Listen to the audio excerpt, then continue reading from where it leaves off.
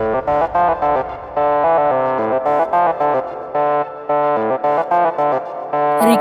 by Pawan Raja. Music by Arvind Raj. पानी पानी हो गई, पानी पानी हो गई।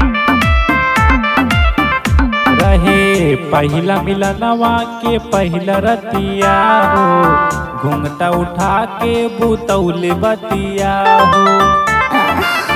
हे सखी सुना तारू, रहे पहिला मिलनवा के पहिला रतिया हो, घूंघटा उठा के बुतौले बतिया हो।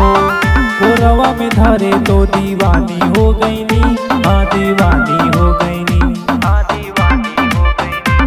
सखी रे शरम से पानी पानी हो गईनी, सखी रे शरम से पानी पानी हो गईनी, पानी पानी हो गईनी।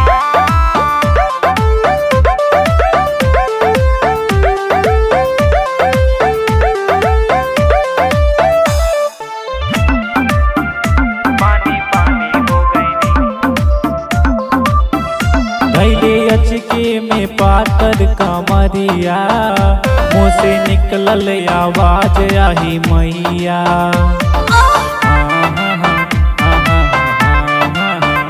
धैले अचके में पातर कमरिया, मुँह से निकलल आवाज आही मैया। राजा जी के अपना दीवानी हो गईनी, हाँ दीवानी हो गईनी, हाँ दीवानी हो गईनी। सखी रे शरम से पानी पानी हो गईनी, सखी रे शरम से पानी पानी हो गईनी, पानी पानी हो गईनी।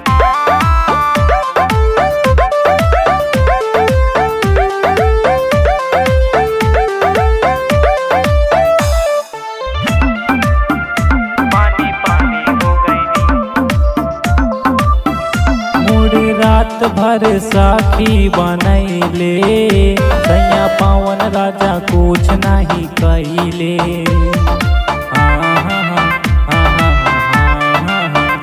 मोरे रात भर साखी बनैले, सैया पावन राजा कुछ नहीं कैले। पिया जी के प्रेम की कहानी हो गईनी, हाँ कहानी हो गईनी, हाँ कहानी हो गईनी। सखी रे शरम से पानी पानी हो गईनी, सखी रे शरम से पानी पानी हो गईनी।